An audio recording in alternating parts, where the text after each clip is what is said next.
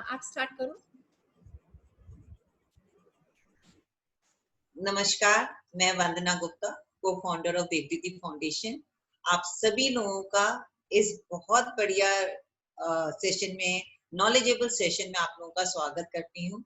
और आज हमारी को फाउंडर सपना हमारे भूले बिसरे, जैसे पूरी बिसरी यादें होती है ना, उसी तरह हमारे भूले बिसरे शास्त्र, हमारा कल्चर जो हम कहीं ना कहीं पीछे छोड़ आए हैं और उसको अपनाने में भी कहीं शर्म करते हैं। आज भी बहुत लोग हैं जो उसको अपनाने में शर्म करते हैं। तो आइए हम सब मिलकर try and take pride in what we had and try and revise कि हमारे कल्चर में क्या था और आज की डेट में हमें कितना उस कल्चर का हमें महत्व जानना है। और आज हमारी जो सिचुएशन है कोरोना के अंतर्गत, आप धीरे धीरे नोट कर रहे होंगे, we are going back to our old systems. तो कल्चर हमारे जीवन में, even for binding with each other, हमारी फैमिली बॉन्डेजेस के लिए भी और हमारे आपस में दोस्तों के लिए भी कितना जरूरी है कल्चर को होना। आप लोग एक चीज मानिए, आज हम एक दूसरे को जानते हैं और we just pass through without wishing, namaste भी नहीं करते, तो कितना बुरा लगेगा। तो ये नमस्ते करना हमारे कल्चर का इतना अहम पार्ट था। चाहे हम राम राम बोलते थे, चाहे नमस्ते बोलने, चाहे आदाब बोलने, to wish each other. It is very old thing to wish and start a conversation. We are human beings, we live in a society and we need to interact. तो उसके लिए हमारे कल्चर में हमेशा था कि बड़ों को राम राम बोलते हुए चलो, जो भी आपका मजहब है, राम राम बोलना, आदाब बोलना, तो आप बोलते चलो, तो आप एक कन्वर्सेशन को शुरू करते हो। और ये हमारा जो सेशन है 84th सेशन, जो सपना आज लेंगी अर्थशास्त्र के ऊपर, it is somewhere very close to Devditi's heart. Devditi is not only about reviving the culture. हम लोग और भी बहुत सारे काम कर रहे हैं, जिसमें हमारा एक अहम काम है देवदीति ह्यूमैनिटेरियन बैंक का। उसमें हम we try to bridge the gap between the haves and have-nots. और रिसेंटली हमने उस पर बहुत काम किया, चाहे थोड़ा ही मानेंगे उसको, सागर में बूंद की तरह है, लेकिन हमने अपनी तरफ से, हमारी ऑर्गेनाइजेशन ने पीएम केयर फंड में भी, और जो हमारे किचन्स चल रहे थे एमएलए के थ्रू, उनमें भी, स्कूल में जरूरत है वहां सैलरी के पैसे भी, थोड़ा बहुत जो हमसे एज एन एसोसिएशन हो पाया, ऑर्गेनाइजेशन हो पाया, हम करते आए हैं। और वो भी आप सब लोगों की मदद से, और आप लोगों की मदद हमेशा हमारे साथ रहेगी, तो देवदीदी फाउंडेशन और आगे लोगों की हेल्प करने में सक्षम होगा। और जो रिवाइवल ऑफ कल्चर है, सिर्फ यहाँ ज्ञान की बातें नहीं सुननी है, उनको अपनाना भी है। ये मेरी आप सब लोगों से इल्तिजा है। एंड नाउ ओवर टू सपना, आज अर्थशास्त्र के बारे में और कल किसी और शास्त्र के बारे में। Namaskar, thank you Vandana di, thank you for your kind words and I hope I am audible to everybody. So basically जो हम लोग यहाँ से करने की कोशिश कर रहे हैं, वो एक एक स्क्रिप्चर को उठा के, एक एक बॉडी ऑफ वर्क को उठा के, जो जैसे वंदना दी ने कहा कहीं खो गया है ना, उसे रिवाइव करने के लिए कोशिश कर रहे हैं, उसे मेन स्ट्रीम बनाने की कोशिश कर रहे हैं कि लोग उसमें पिछड़ापन और कहीं बहनजी वाला, कहीं ओल्ड फैशन समझ के जो हम अपनी धरोहर को अपने ही हाथों से खत्म कर रहे हैं, वो पकड़ लें। अगर हम पकड़ लेंगे और हम अपनी नेक्स्ट जनरेशन को दे पाएंगे, तो then this way it will keep getting keep being shared and going to the next generation. Otherwise we have lost it, we in any case have lost it. जब इतने समय से हमारे ऊपर सदियों से राज होता रहा है, we been ruled, and the colonial invasion ने रही सही कसर खत्म कर दी। All my topics I start with this because this is the truth. This is what has happened to all the wonderful knowledge, to the wonderful scriptures of our great land. ऐसा ही कुछ हुआ था। ये जो टेक्स्ट है ना अर्थशास्त्र के बारे में, अर्थशास्त्र जब हम बोलते हैं तो पहले ये एनालाइज करना जरूरी है कि शास्त्र क्या होता है और इसको शास्त्र का क्यों नाम दिया गया है। तो जब मेरे अध्ययन के बीच में, and let me also give you a little background about myself. I've been doing a study of the Vedas, Upanishad and Bhagavad Gita for the last 3 decades, almost 26-27 years. So I've got an in-depth training on how and why a particular subject is called a shastra. शास्त्र वो होता है, शस्त्र और शास्त्र बहुत जरा सा फर्क है ना। शस्त्र वो है जो काटता है और शास्त्र भी वही है जो काटता है, परंतु दोनों अलग अलग चीजों को काटते हैं। शास्त्र काटता है आपके अंदर का अज्ञान, अंदर का अज्ञान को काट के it reveals something to you. Like जैसे जब डार्कनेस होती है, हम इलेक्ट्रिसिटी ऑन स्विच ऑन करते हैं तो it becomes bright. So darkness is the brightness is revealed bye you turning on a switch, electricity. Similarly, when you go through a body of shastra, then that means अगर आप उसे ढंग से करें, जो पद्धति उसमें दी हुई है in a proper manner, the अज्ञान within, the ignorance within gets illumined. तो वो जो नॉलेज, वो जो इल्यूमिन करता है, जैसे जब हम मंदिरों में जाते हैं, पुराने जमाने में बिजली नहीं होती थी तो पुजारी दिए की रोशनी से गर्भगृह में भगवान के दर्शन कराता था। That is the same thing signifying a guru giving you knowledge, illuminating it through through a process, that is called a shastra. शास्त्र हमेशा अज्ञान को काटता है, और अर्थ शास्त्र को अब जो समझा जाने लगा है वो है नहीं। It's got a much much wider scope, a much bigger range. So we will analyse what all it is. मजे की बात ये है, अर्थशास्त्र टिल अबाउट 1905 खो गया था। इन द सेंस अलग अलग टेक्स्ट में अलग अलग रेफरेंसेस मिलते थे कि there was this body called of work called Arthashastra, but no one knew where it was.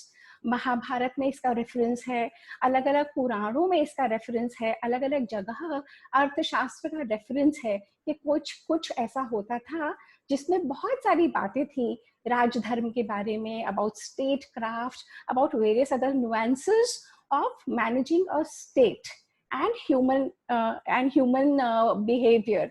परंतु कोई कुछ ऐसा कभी मिला नहीं हमारे इस देश में कि अर्थशास्त्र का कुछ कोई शास्त्र मिला हो। One fine day what happened was, Mysore में ओरिएंटल लाइब्रेरी में there was this person called Rudrapattam Shyam Shastri. वो वहाँ के लाइब्रेरियन थे, और जब वो किसी कोने में, it's a huge library, oriental library, 1905 की बात है, अंग्रेजों का हुकूमत हमारे ऊपर थी। मैसूर के जो दीवान हैं उन्होंने रुद्रपट्टम शास्त्री को लाइब्रेरियन अपॉइंट कराया था इस पर्टिकुलर लाइब्रेरी में। वहां पे किसी कोने में जब उन्होंने देखा तो बहुत धूल लगी हुई थी उसमें, और इतनी बड़ी बड़ी वो जो पांडुलिपियां रखी थी, मैं दिखाती हूँ आपको उसका फोटो भी। तो जब वो उसको देखने लगे तो it was in a script which he did not understand. ये जो श्याम शास्त्री थे, ही बहुत बड़े विद्वान थे, परंतु he knew Sanskrit and he knew English, he was well versed, and his own native language. He knew 3 languages proficiently, but he did not understand कि ये जो मिला है उनको ये कौन से लैंग्वेज में है। तो वो उनको कुछ तो लग रहा था कि ये बहुत कुछ इम्पोर्टेंट चीज है, परंतु he could not decipher it. जब 3 महीने बीत गए और सडनली वन फाइन डे रात में सपने में उनको सोते समय he had a flash of inspiration and the key of deciphering this text was handed over to him. And अगले दिन जब वो लाइब्रेरी में गए और जब उन्होंने उसको खोल के देखा तो वो उन्हें पता लगा कि वो था ब्राह्मी स्क्रिप्ट में। और जब उन्होंने उसको ब्राह्मी से और संस्कृत में करना शुरू करा, इट टुक हिम 4 years। तो 1905 से अब हम आ गए हैं 1909। 1909 में when he deciphered the whole thing, he was in awe because he realized कि जो उनको मिला है वो है अर्थशास्त्र। And from 1909 to 1915 he spent time translating it in English। और जब ये टेक्स्ट इंग्लिश में आया तो पूरे वर्ल्ड में हलचल मच गई, पूरे विश्व में हलचल मच गई, and everybody the world over started to look at India with new eyes। Up till then अंग्रेज कहते थे, ओ यू ब्लडी इंडियंस, तुमको क्या पता है, तुमको कुछ नहीं आता, तुमको राज करना भी ग्रीक्स ने सिखाया है, तुमको सब कुछ करना। They were trying to place the history of India after Alexander the great, और उसके ज़माने के बाद से हिस्ट्री ऑफ इंडिया को प्लेस करने की कोशिश करते थे। पर ये जो टेक्स्ट मिला था, जिसकी ट्रांसलेशन 1915 में इंग्लिश में हो गई, दैट टेक्स्ट इटसेल्फ में जो जो उनको इंफॉर्मेशन मिली, जो जो उन्हें चीजें मिली, दे डिड नॉट नो कि इंडिया में इस तरीके का कुछ हो सकता है। तो पहले तो इसको बहुत छुपाने की कोशिश करी गई, ये बता, परंतु ऐसी चीजें छुपती नहीं है। तो जब और जगह की इसकी ख्याति पहुंची, तो ये जो पर्टिकुलर रुद्रपट्टन श्याम शास्त्री थे, उनको बहुत जगह से ही वाज फेलिसिटेटेड। वॉशिंगटन की यूनिवर्सिटी ने इनको डॉक्टरेट दी, फिलाडेल्फिया में इनको डॉक्टरेट मिली, इंडिया में the Britishers gave him, and जो मैसूर के राजा थे उन्होंने इनको बहुत बड़ी बड़ी पदवियों से नवाजा। let me just get hold, let me share a screen with you and I will just show you. Give me a second.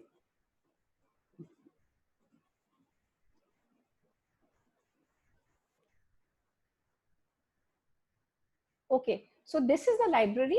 Is it visible? Can you all see? So this is the library, the Oriental Library of that time. 1 minute. This is the Oriental Library, a huge building. Mysore में ये बनाई गई थी oriental texts को handle करने के लिए, क्योंकि इंडिया में अंग्रेजों को इतना बॉडी ऑफ वर्क मिलता था, इतने सारे संस्कृत में लिखी हुई पांडुलिपियां, मैन्युस्क्रिप्ट्स, वो जो पेपर, वैसे पेपर के ऊपर इतना सारा नॉलेज, इंफॉर्मेशन थी कि अगर पूरे वर्ल्ड में सपोज कि इंग्लैंड में उस या पूरे वेस्टर्न वर्ल्ड में अगर 20,000 बुक्स थी, तो इंडिया में 1.5 लाख बुक्स थी। टू दैट ट्यून इतना कंपैरेटिव एनालिसिस पे इतना मिलता था। और ये है रुद्रपट्टन श्याम शास्त्री। और जब इनको पहले मिला था जो अर्थशास्त्र, वो इस रूप में मिला था, है ना। तो अब चलिए, अब ये जो रुद्रपट्टन श्याम शास्त्री हैं, इनको इतना नवाजा गया। He was felicitated the world over. He held many important posts. He became the principal of a college in Mysore, a Sanskrit college. He set up temples. He did a lot of work and he translated many texts into English, और Kannada language में भी इन्होंने बहुत काम किया। अब जब मजे की बात ये है कि मैसूर के राजा महाराजा जब जर्मनी गए उस दौरान, तो वहाँ के जो सबसे बड़े लोग थे, उन्होंने मैसूर के राजा को बोला, oh are you from the land of Shyam Shastri who's translated Arthashastra. And Mysore का राजा was like surprised। मतलब कि इतने बड़े दर्जे का काम हुआ था ट्रांसलेशन के बाद कि द मैसूर का राजा was known to be the land from Shyam Shastri. So now we need to identify ऐसा था क्या इस अर्थशास्त्र में, जो दुनिया भर के लोग घूमते रह गए, दुनिया भर के लोग आइडेंटिफाई नहीं कर पाए, समझ नहीं पाए कि इसमें है क्या, and they looked at India with awe in their eyes, है ना। Okay, so now let's put Shama Shastri away for some time and let's go on to Chanakya. Let's go on to Chanakya, who's also known as Kautilya, who's also known as Vishnugupta. So there are 3 names which are supposed to be for one particular person. अब ये चाणक्य या कौटिल्य या विष्णुगुप्ता, इनके बारे में बहुत सारी कहानियां हैं, परंतु once you know, when you go back into history, that there are many stories. Now which one to pick and which one to choose is a difficult option. So what do we need to do? We need to listen to a few stories and then we can make up our minds. तो जो मैं यहाँ से share कर रही हूँ, which has come across to me in my research. So apparently Chanakya के father का नाम था ऋषि चनक, and because of that he was named Chanakya. जब चाणक्य पैदा हुए थे तो जैन उस समय जैनिज्म और बुद्धिज्म बहुत सबसे बड़े रिलीजन होते थे इंडिया में। तो तब कोई जैन मुनि वहां से गुजरते हुए आए और उन्होंने उस समय मतलब चाणक्य थोड़े बड़े हो गए थे, around 4-5 years, he was playing outside and कुछ मुनि वहां से आए। तो उन्होंने उनकी मदर ने जब उन मुनियों को, चाणक्य की मदर ने जब उन मुनियों से बात करी और चाणक्य के बारे में बताया, तो जैसे ही उन्होंने पत्री देखी तो उन मुनियों ने कहा कि इस बच्चे के उसमें तो राजयोग है और ये राज्य करेगा और इसके दांत पे जरूर कोई ना कोई चिन्ह बना हुआ है। The mother got worried. तो मदर ने उस बेटे को बुलाया अंदर चाणक्य को। तो जब उनका मुंह खुलवाया तो देखा कि उनके दांत के ऊपर वो चिन्ह बना हुआ था। तो मदर रोने लगी। मदर ने कहा हम सिंपल लोग हैं और अगर ये राजा बन जाएगा तो ये तो हम सबको भूल जाएगा। तो चाणक्य कहते हैं कि even at that young age he knew what he wanted. He was an extremely bright child. उन्होंने एक पत्थर उठाया और अपने ही दांतों को तोड़ दिया।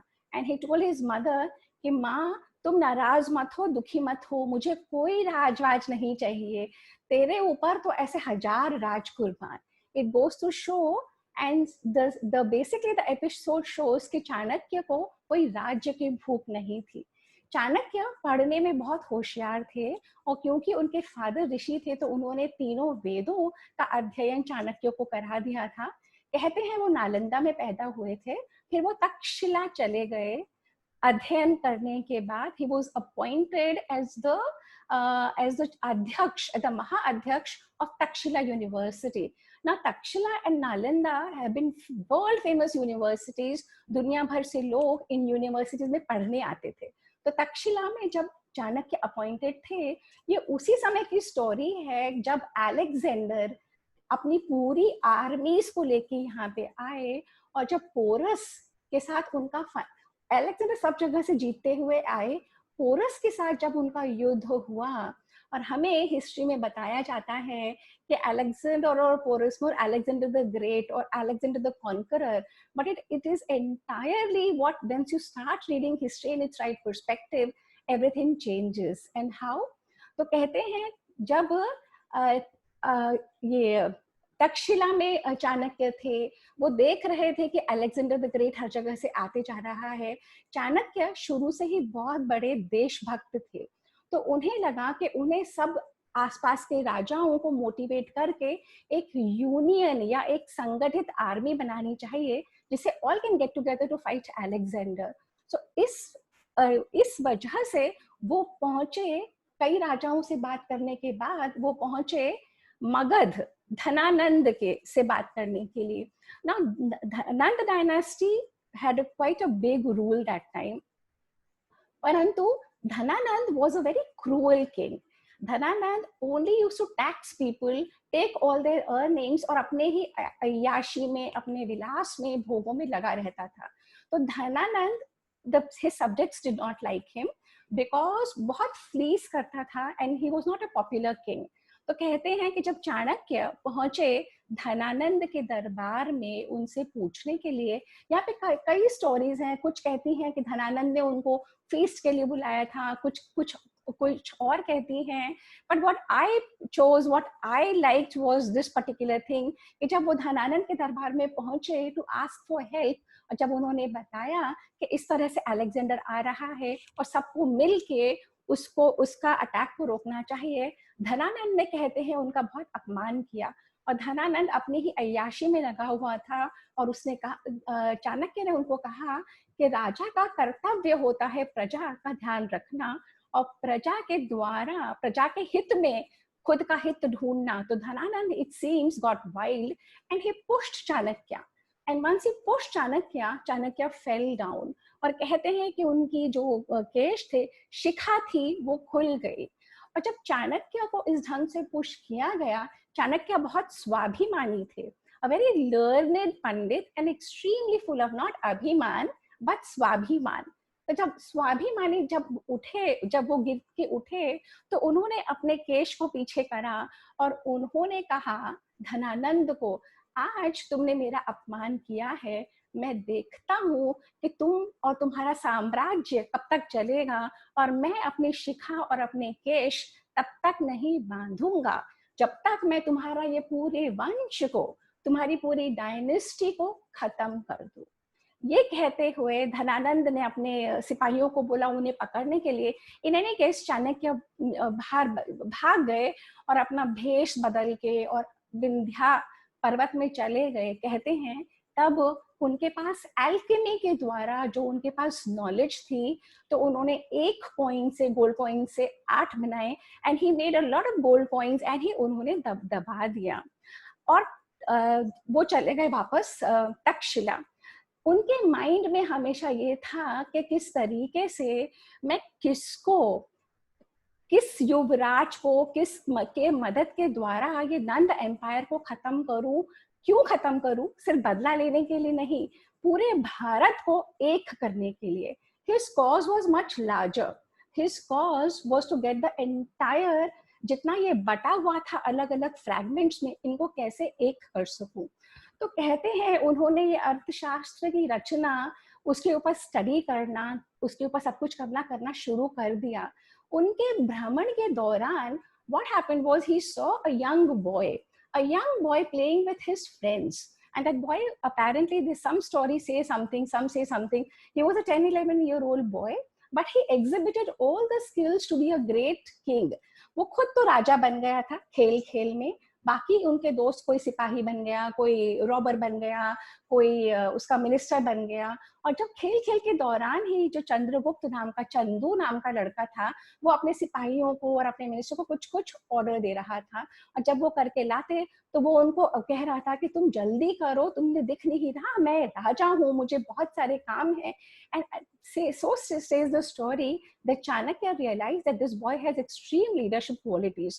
तो वो उसके माँ बाप के घर पहुंचे, पता लगा कि उसके असली माँ बाप थे नहीं, he was in a foster home, और उस foster home में उनके जो फादर और मदर थे, चाणक्य ने एक तरीके से उनसे खरीदा। कैसे? क्योंकि वो जो मदर थी उसने कहा मेरा इतना काम करता है, वो कैसे होगा, तो चाणक्य ने उनको पैसे दिए, उसके फादर को पैसे दिए, और ये चंद्रगुप्त को, छोटे से बच्चे को अपने कस्टडी में ले गए, और इन्होंने, चाणक्य ने इसे पढ़ाना शुरू करा। He skilled him in all the shastra, in statecraft, in various knowledges. और जब वो बच्चा 17-18 साल की उम्र का हो गया और तब अलेक्जेंडर की आर्मी वहां पे आई, तो चाणक्य ने उसको ट्रेन करके और किसी तरीके से अलेक्जेंडर की आर्मी में उसको रखवा दिया। अलेक्जेंडर की आर्मी इंडस नदी के इस तरफ आ नहीं पा रही थी, उसी तरफ थी, इंडस के उसी तरफ थी, और वहीं पे तक्षशिला से चाणक्य ने चंद्रगुप्त को उनकी आर्मी में रखवा दिया, और सारी उनकी खबरें चाणक्य को मिलती रही। सब कहते हैं कि अलेक्जेंडर द ग्रेट बहुत बड़ा सिकंदर था, और जो जीता वही सिकंदर, पर ये सारी कहानी होनी चाहिए जो जीता वही चंद्रगुप्त। क्यों और कैसे? तो जब वहां से वो आर्मी में चंद्रगुप्त को रखवा दिया गया, 15-16 साल के कई सारे बच्चे चंद्रगुप्त के, जो उसके फ्रेंड्स थे, उन लोगों ने उस आर्मी में, वो आर्मी लाखों किलोमीटर, हजारों किलोमीटर दूर से चलती हुई आ रही थी। हिस्ट्री हमें ये बताती है कि वो बहुत थक गए थे, टायर्ड हो गए थे और वापस चले गए। पर ये सोचने वाली बात है कि कोई भी इतना आर्मी असला जब लेके आती है, थकान की वजह से कोई वापस नहीं जाता, कुछ ना कुछ रीजन ऐसा होगा जो हमें बताया नहीं जाता। रीजन ये था कि चंद्रगुप्त ने गुरिल्ला वॉरफेयर के द्वारा, क्योंकि वो उसी आर्मी में थे, कभी वो कुछ फैला देते, कभी कुछ कह देते, कभी थोड़ा सा पॉइजन मिला देते, कभी पहाड़ पे अलेक्जेंडर की आर्मी का झंडा था उसको जला देते, कभी कोई ऐसी स्टोरी वहां पे फैला देते सबके बीच में कि हमारे इंडिया के देवी देवता बहुत नाराज हैं, आप सब लोगों के घरों में कुछ हो जाएगा। इस तरह से कर करके वो मनोबल तोड़ते चले गया। जब वो मनोबल उस पूरी आर्मी का तोड़ते चला गया, और कहते हैं कि अलेक्जेंडर भी बीमार हो गया, तो वो लोग वापस चले गए। तो इस वजह से व्हेन दे अंडरस्टूड, चाणक्य और चंद्रगुप्त ने देखा कि वो लोग अलेक्जेंडर की आर्मी पे विन कर पाए हैं, क्योंकि वो चले गए, लड़ाई नहीं हुई, तो ये लोग थोड़े एक्साइटेड हो गए, और इन्होंने 3000 लोगों की सेना करी, और ये लोग सीधा सेना के साथ मगध के बीचों बीच, मगध के ऊपर आक्रमण किया। एंड वहां पे सुबह इन्होंने आक्रमण करा और दोपहर तक ये लोग बहुत बुरी तरीके से हारे। जब इतनी बुरी तरीके से चाणक्य और चंद्रगुप्त की आर्मी हारी, और जब ये लोग भागे वहां से, तो कहते हैं कि वहां से भागते हुए एक बूढ़ी माँ अपने बेटे को कुछ खिला रही थी। वहां खिड़की से जब चाणक्य ने सुना, और वो क्या खिला रही थी, उस प्लेट में खिचड़ी थी, और वो अपनी माँ अपने बेटे को डांट रही थी, तुझे समझ में नहीं आता, तूने खिचड़ी के बीच में हाथ डाल दिया और नेचुरली तेरा हाथ जलेगा। अगर कभी भी ऐसा कुछ करना हो ना बेटा, साइडों से करते हैं, साइडों से खाना शुरू करोगे, जब तक आप बीच में आओगे तब तक खिचड़ी ठंडी हो चुकी होगी। तूने तो वही काम किया जो चंद्रगुप्त और चाणक्य ने करा, सीधे बीच में जाके अटैक करा। तो कहते हैं चाणक्य ने अंदर जाके उस बूढ़ी माँ के पैर छुए और कहा, माँ तूने बहुत बड़ा सबक सिखाया। So this entire story goes to say that Chanakya had humility, he understood where he went wrong. इन लोगों ने अपनी टैक्टिक्स बदल बदल के, और चंद्रगुप्त का मौर्य का साम्राज्य, मैं आपको दोबारा स्क्रीन शेयर करती हूँ और फिर आपको दिखाती हूँ कि किस तरीके से, one second, can you see the screen?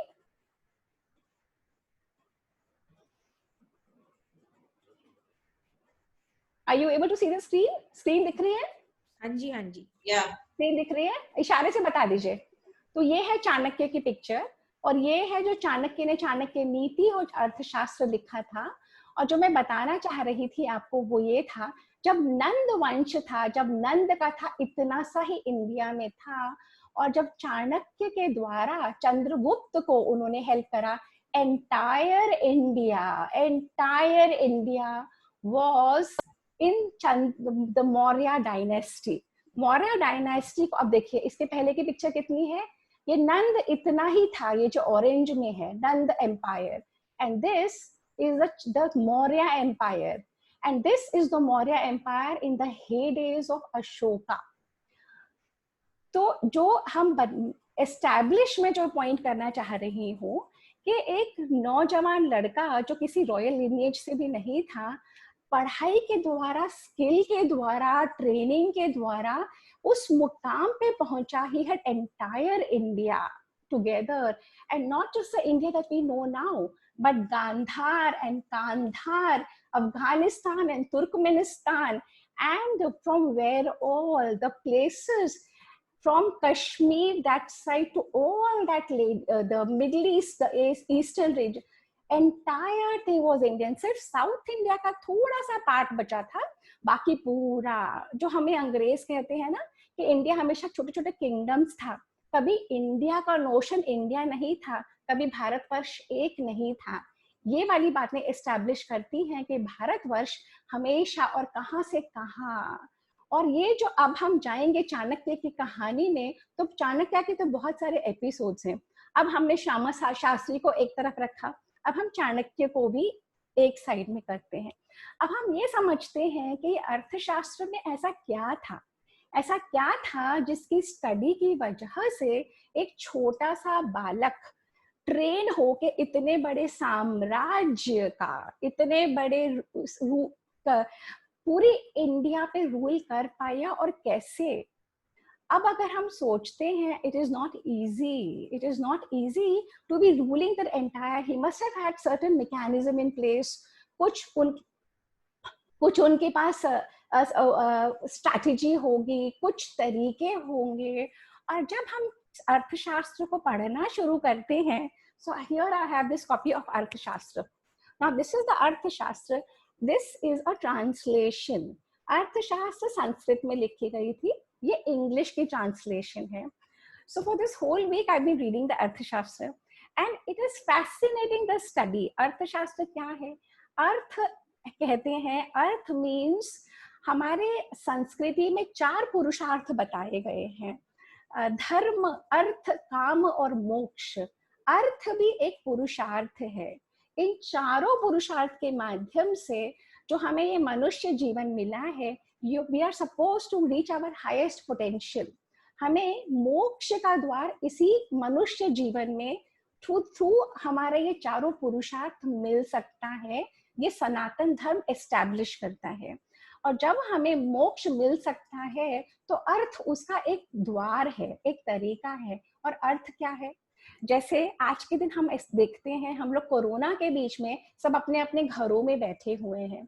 जिनके घरों में स्टाफ नहीं आ पा रहा, जिनके घरों में कोई नहीं है काम करने वाला, वो लेडीज और वहाँ के जो फैमिली मेंबर्स हैं वो बहुत परेशान हैं, उन्हें सब काम अपने आप करना पड़ रहा है। जब व्यवस्था ठीक ठीक थी और जब सारा स्टाफ आता था, तो the members of the house hold had much more time. तो लाइवलीहुड उन लोगों की हमारे घर का काम करके थी।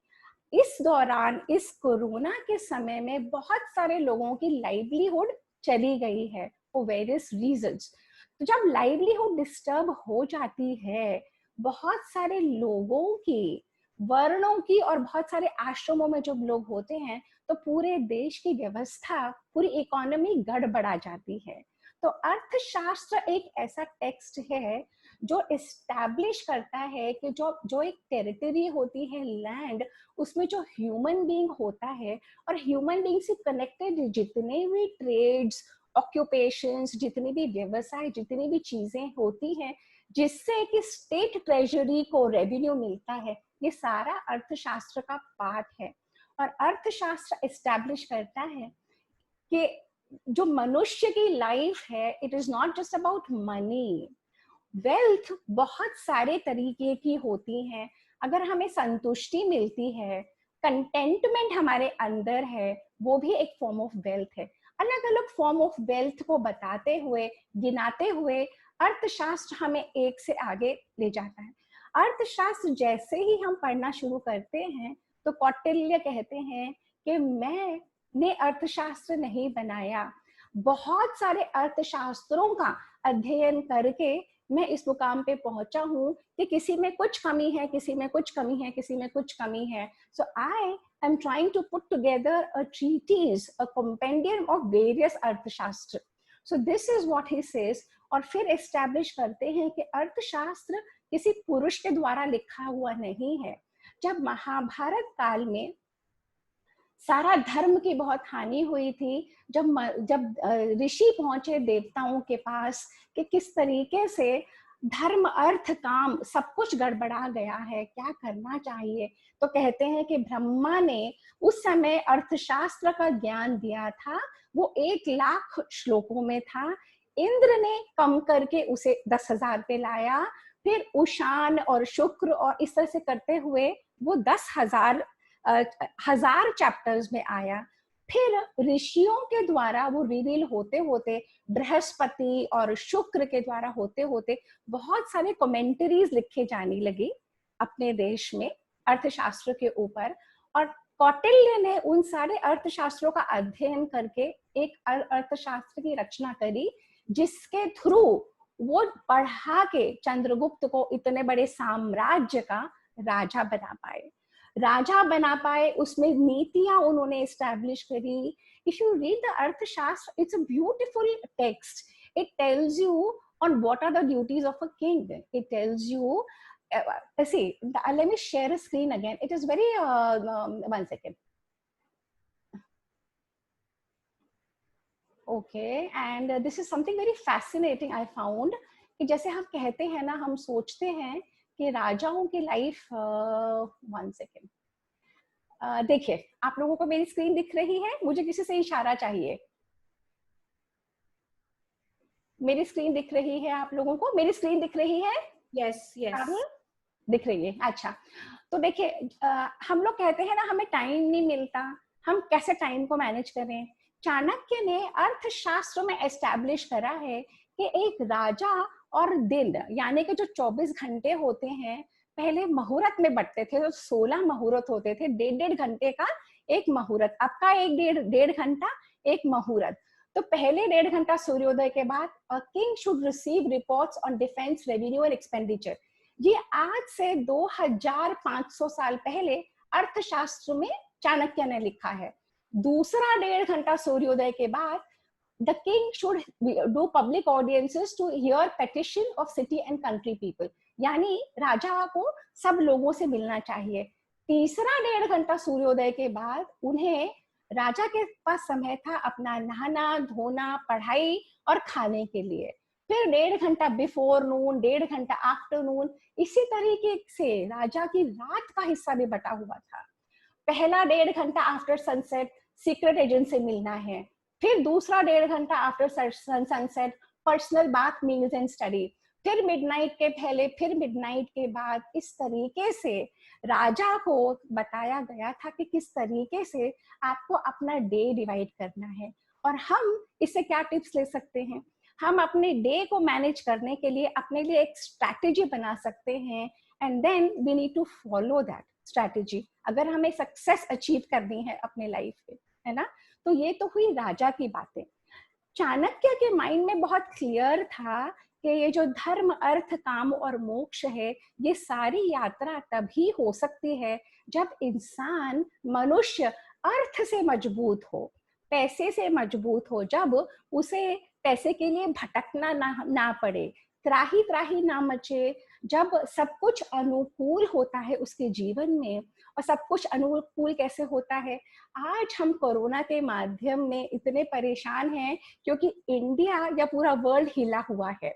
हम तो आज हम समझ सकते हैं, जब एक नेशन सुचारू रूप से चलता है, जब सब कुछ बाहर ठीक होता है और सब कुछ मनुष्य के घर में ठीक होता है और सब कुछ फिर उसके अंदर ठीक होता है, तब हम अपनी जर्नी शुरू करते हैं आध्यात्म की तरफ, ग्रोथ की तरफ। तो चाणक्य ने अर्थशास्त्र में एस्टैब्लिश करा है कि एक स्टेट को कैसे रन करना चाहिए, क्या वो पैरामीटर्स होते हैं जिसमें वो राज्य को रन करे, राज्य को चलाए, उसकी प्रजा सुखी हो। चाणक्य कहते हैं अपने इसमें प्रजा सुखे सुखम राज्यम प्रजानाम तु हिते हितम, यानी प्रजा के सुख में ही जो राजा अपना सुख देखता है और प्रजा के हित में ही जो राजा अपना हित देखता है, न आत्म प्रिय राज्यम प्रज्ञा नाम तु प्रियम हितम, यानी कि जो राजा अपने जो उसे प्रिय है वो उसी के चक्कर में नहीं रहता, परंतु जो उसकी प्रजा को प्रिय है, जो उसको फॉलो करता है और with strictly enforcing his laws and rules, proper दंड नीति के साथ, वो ही राजा सक्सेसफुल होता है और वो ही राज्य आगे बढ़ता चला जाता है। हमारे देश को सोने की चिड़िया ऐसे ही नहीं कहा जाता था। There were so many things in place. ये एंटायर 2500 साल पहले ये पूरा सिस्टम इन प्लेस था, किस तरीके से राजा को चलना चाहिए, कैसे राज्य में क्या क्या कंपोनेंट्स होते हैं, एक ट्रेजरी है, एक उसके काउंसिल ऑफ मिनिस्टर्स हैं, राजा को किन की बातें सुननी चाहिए, किन लोगों को अपॉइंट करना चाहिए, बिल्कुल भी ऐसे लोगों को ऑफिसर्स नहीं रखना चाहिए जिनके ऊपर राजा का बस नहीं चले, राजा को किन लोगों के बारे में नहीं सुनना चाहिए, एवरीथिंग इज लेड आउट। ये जो अर्थशास्त्र है ना, इसमें 150 चैप्टर्स हैं, 180 टॉपिक्स हैं और 6000 श्लोक हैं। बहुत सारे अर्थशास्त्रों में से कर करके जो ये चाणक्य की अर्थशास्त्र है, कौटिल्य के, इसमें 6000 श्लोक हैं और इसमें ऐसे ऐसे श्लोक हैं। और चाणक्य ने सिर्फ राजा के बारे में ही नहीं बताया, चाणक्य ने हर वो एंगल को लिया है जिससे कि स्टेट ट्रेजरी में रेवेन्यू आएगा, जैसे alcohol. You would be surprised, अर्थशास्त्र में पूरे अल्कोहल और उनकी रेसिपीज, कॉकटेल की रेसिपीज अर्थशास्त्र में मेंशन है। अर्थशास्त्र में गैम्बलिंग के बारे में, अर्थशास्त्र में प्रोस्टिट्यूशन के बारे में मेंशन है। क्यों? क्योंकि ये स्टेट द्वारा चलाई हुई एक्टिविटीज थी। चाणक्य ने इसमें मोरालिटी का इश्यू नहीं समझ के, वो समझते थे कि मनुष्य को जितना भी मना करो वो ये चीजें करेगा, तो उन्होंने स्टेट के द्वारा ये एक्टिविटीज जैसे आज आहते होते हैं, उस तरह से उस जमाने में 2500 साल पहले स्मॉल स्टेट की बनाई हुई मैन्युफैक्चरिंग यूनिट्स थी और वहीं पे इस तरीके के हॉल्स थे, उसमें बताया हुआ है कि किस तरीके का व्यवहार होना चाहिए, जो हॉल को मैनेज करता है, वहाँ का एटमॉस्फेयर क्या होना चाहिए, वहाँ की ओपनिंग स्टॉक क्या होना चाहिए, वहाँ का क्लोजिंग स्टॉक क्या होना चाहिए और फिर कितना रेवेन्यू स्टेट ट्रेजरी में आना चाहिए। गैम्बलिंग के लिए भी, क्योंकि चाणक्य को पता था गैम्बलिंग भी इंसान बाज नहीं आएगा, गैम्बलिंग बैन ना करके उन्होंने उसको मॉडिफाई करके एक रेवेन्यू का जरिया बना लिया।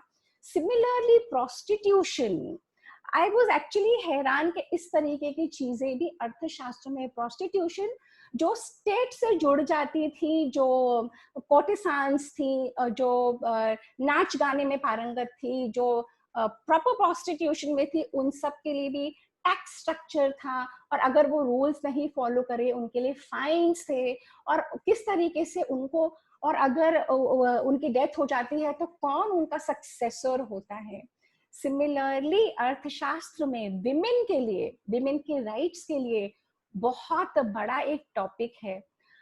चाणक्य को बहुत क्लियर पता था कि जो ये मैरिटल लाइफ है ना, जब हम गृहस्थ आश्रम में आते हैं तब मनुष्य के जीवन का सबसे बड़ा मुकाम वो पीरियड होता है जब वो कंट्रीब्यूट कर सकता है, तब जब वो अपने व्यवसाय को, अपने ट्रेड को, अपने ऑक्यूपेशन को बढ़ा के रेवेन्यू जनरेट करता है खुद के लिए और स्टेट के लिए।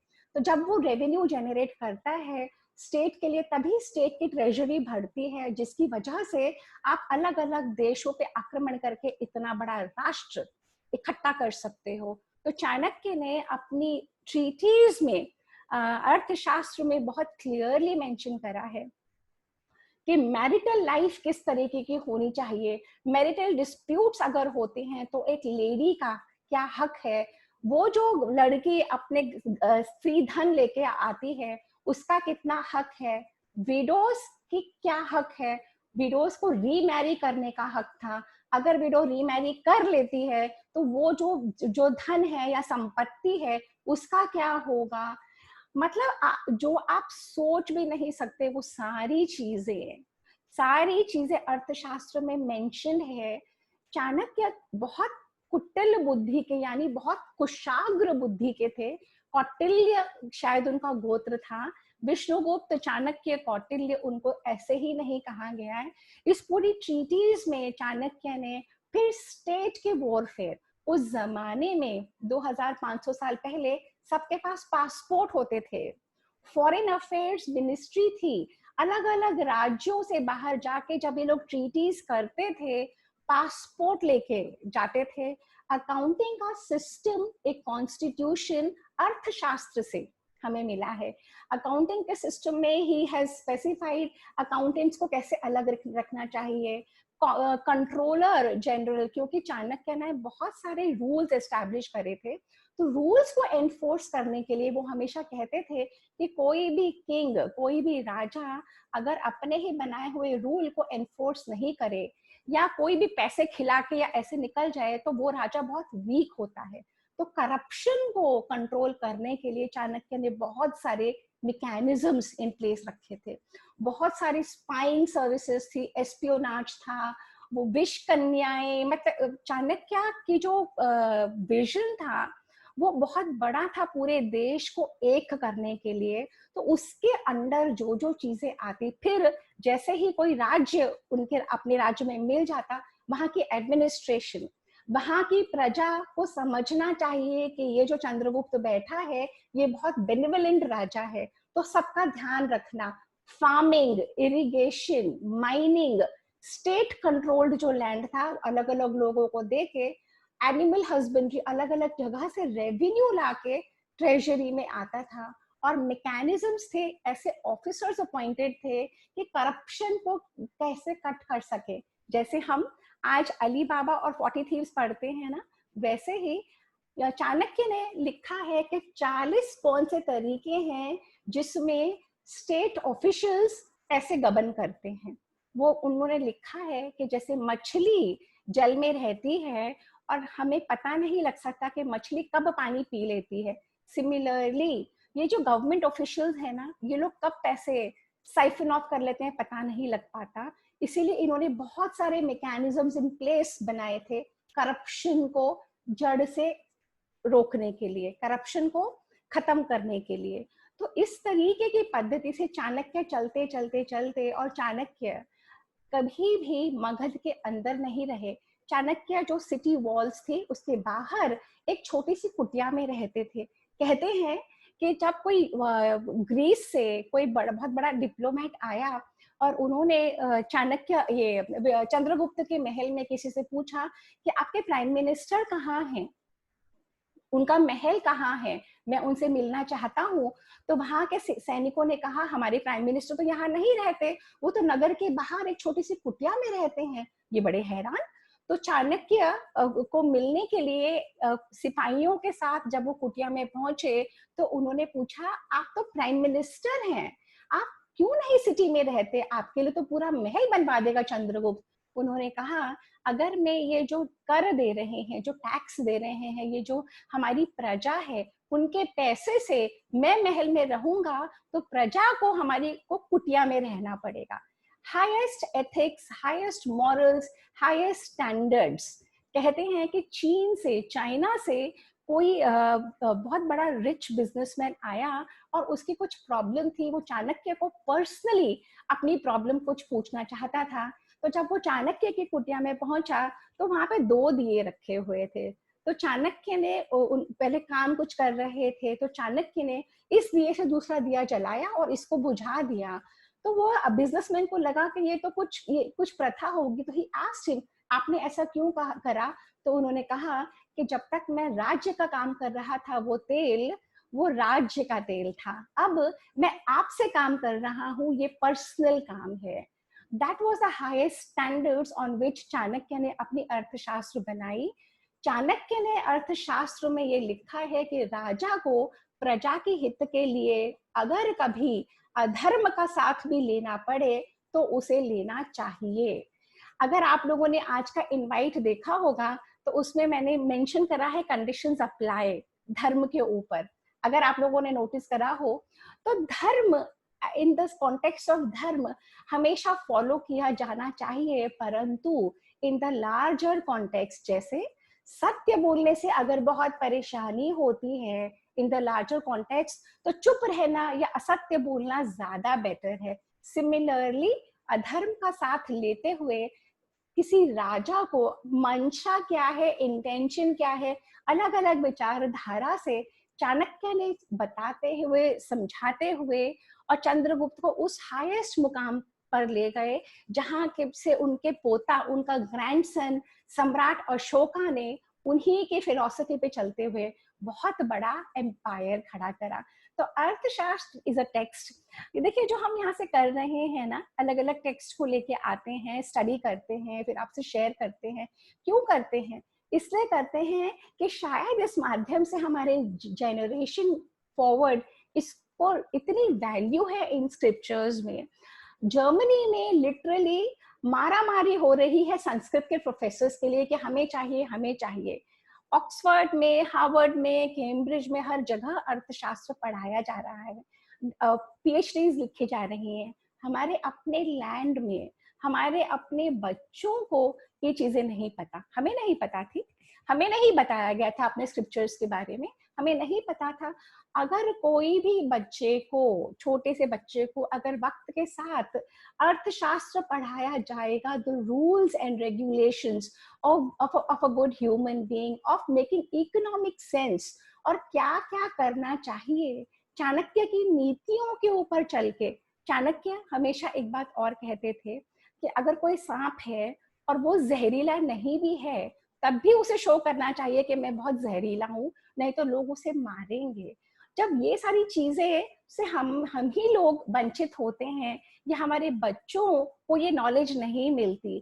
थिंकिंग ये कम्युनल है। थिंकिंग, इन सारे ग्रंथों में कोई हिंदू का नाम है ही नहीं, क्योंकि हिंदू था ही नहीं, हिंदू तो बाद में हम बने।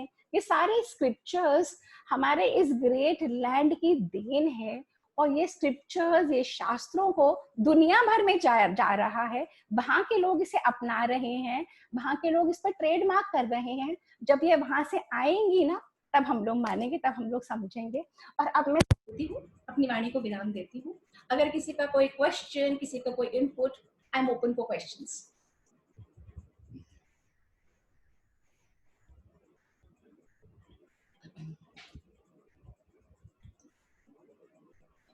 No questions in the chat box right now. Only Ashima said today's subject of economics and meaning is changed.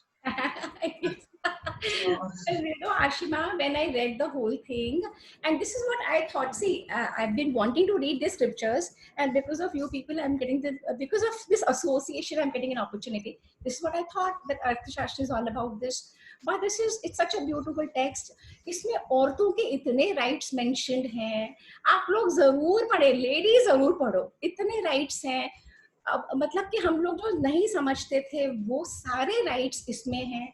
Inheritance rights है, एक डॉटर को अपने फादर की प्रॉपर्टी में से क्या मिलना चाहिए, एक वाइफ को अपने हस्बैंड की और अपनी बेटे की प्रॉपर्टी में से क्या मिलना चाहिए, क्या उसका है, क्या उसका नहीं है, क्या उसकी राइट्स हैं, कितने दिन अगर उसका हस्बैंड उससे मिसबिहेव करता है। मतलब ये एक्चुअली विमेन्स लिव की बहुत सारी बातें हैं इसमें, तो जरूर पढ़ना चाहिए लोगों को। Lavina wants to ask you something. Lavina, you can unmute yourself. Lavina, चलो मैं पूछ देती हूँ। She's saying दी अगर हिंदू धर्म नहीं आया था तो Chanakya is how come Chanakya is ब्राह्मण? तो अच्छा इसमें है ना, और इनको धर्म और बताती हूँ, मैं बताती हूँ। द थिंग इज सनातन धर्म है, जो हम सब है वो सनातन धर्म के लोग हैं, और सनातन धर्म एक वे ऑफ लाइफ है, way of life and living है। इसमें कोई धर्म यानी धर्म का क्या मतलब है, राइट कंडक्ट, किस तरीके से आप अपने जीवन को कंडक्ट करो, आप अपने ही हाईएस्ट को पहुंचो, ये धर्म का मीनिंग होता है। अलग अलग लोग अलग इसको बताते हैं, बहुत सारी कॉनोटेशंस हो जाती हैं।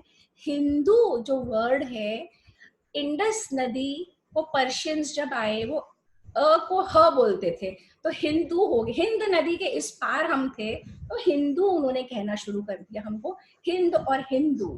परंतु हम हमेशा आर्य कहे जाते रहे और सनातन धर्म को फॉलो करते थे। तो चाणक्य भी उसी सनातन धर्म के हैं, और जिसके और ब्रह्मा, और चाणक्य ने जो लिखा है इसमें ना, उन्होंने बहुत सारे ऋषियों का नाम दिया है। उन्होंने बताया है कि ब्रह्मा के द्वारा ये इंद्र को दिया हुआ ज्ञान था, इंद्र ने फिर आगे आगे करते करते जब हम मनुष्यों तक आया तो उसमें इतनी सारी वेरिएशन थी। तो बेसिकली पॉइंट ये था कि हम लोग समझते थे कि अगर कुछ ग्रंथों में हमारे कमी रह गई तो हम उसे मॉडिफाई कर देते थे। हमारी कोई बुक लिखी नहीं गई जी कि जैसे बाइबल लिख गई तो बस परमानेंट हो गई, या कुरान लिख गई तो वो चेंज नहीं हो सकती। हमारे चेंजेस इनमें होती रहती थी, क्योंकि ये देश और काल के साथ बदल सकते हैं। चाणक्य के समय स्थिति अलग थी, अलग लोग थे, अलग माहौल था, अब अलग है, तो हम अपने अकॉर्डिंग इनको चेंज कर सकते हैं इन रूल्स और रेगुलेशंस को। अच्छा, now we have somebody raising hand, Vijay Lakshmi ji. Vijay Lakshmi ji, मैं आपको अनम्यूट कर रही हूँ, आप प्लीज। विजय लक्ष्मी जी, आप अपना सवाल पूछिए। हेलो। हाँ जी।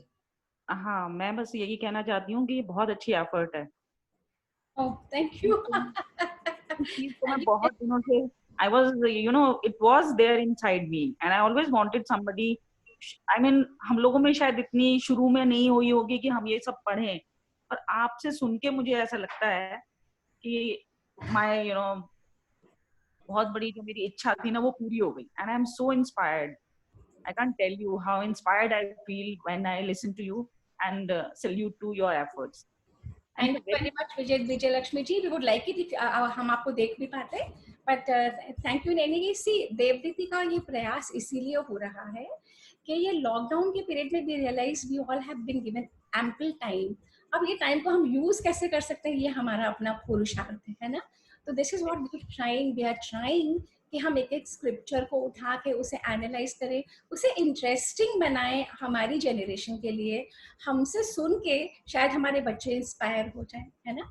क्योंकि अगर ये बच्चों को बचपन से ही पढ़ाई जाएंगी बातें, then they will all emerge winners in this life। जो अब प्रॉब्लम्स अब फेस करते हैं, क्योंकि हमारी वैल्यूज, हमारे एथिक्स कहीं खो गए हैं, सब मगल हो गया है in this so called westernisation ना, everything become muddled. So this is what we're trying. Yes. Sonia ji, would you like to put your question yourself or I read it out for you? Sonia?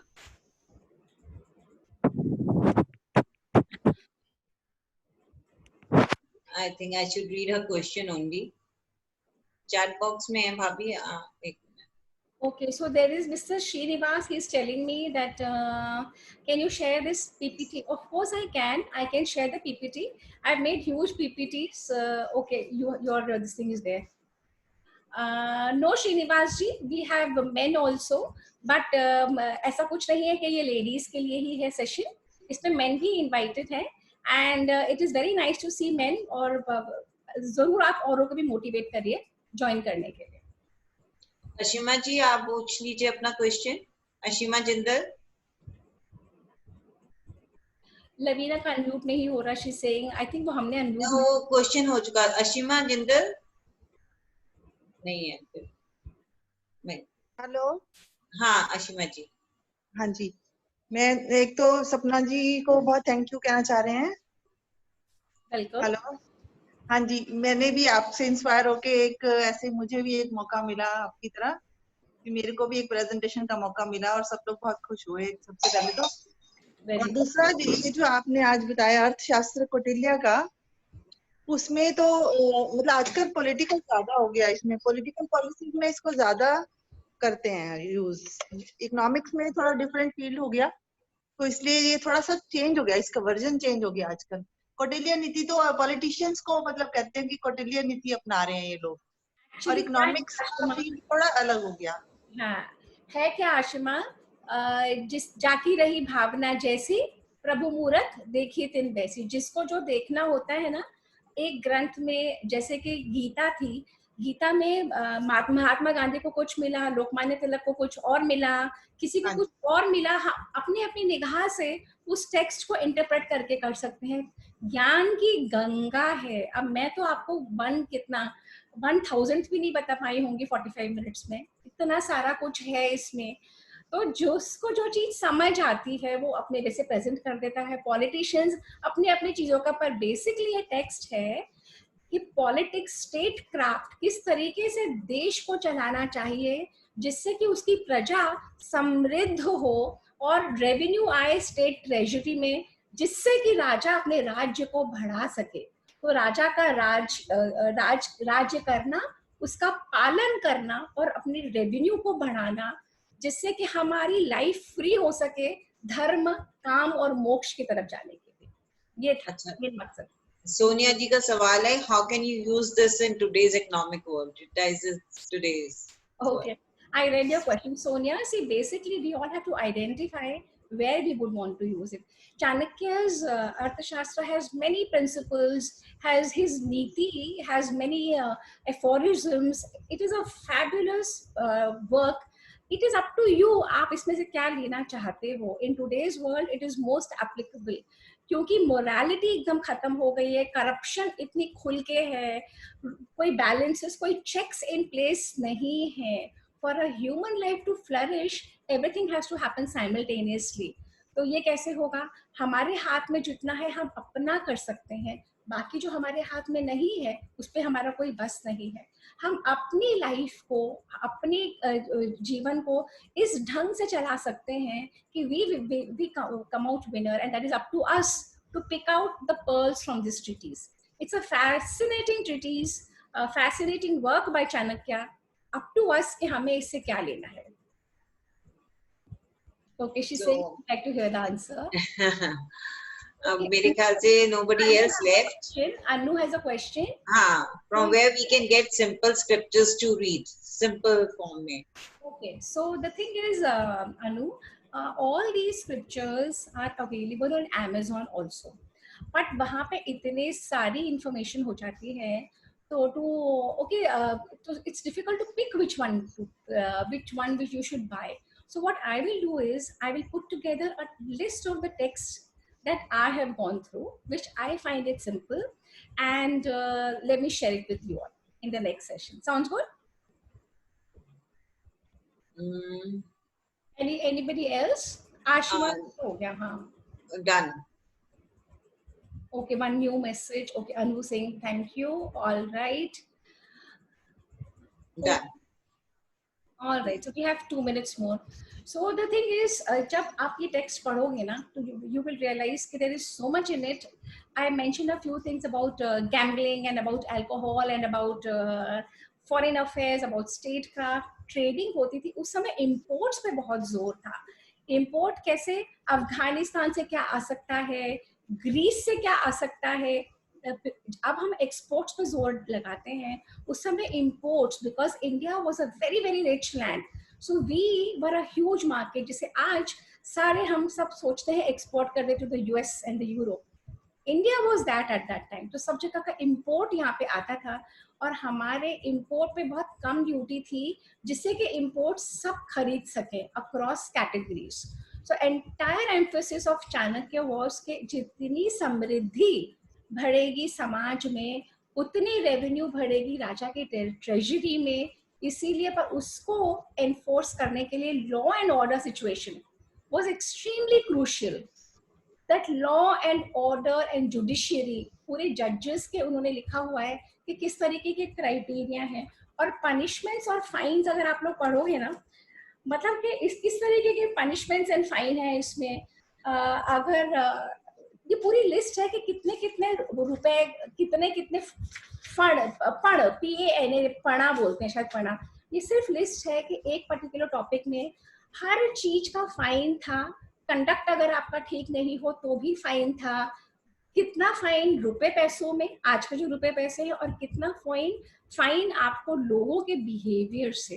To that extent Chanakya had put together the entire thing, keeping dand niti, न्याय नीति and आचार विचार व्यवहार की नीति को पूरे holistic view देते हुए ये अर्थशास्त्र है।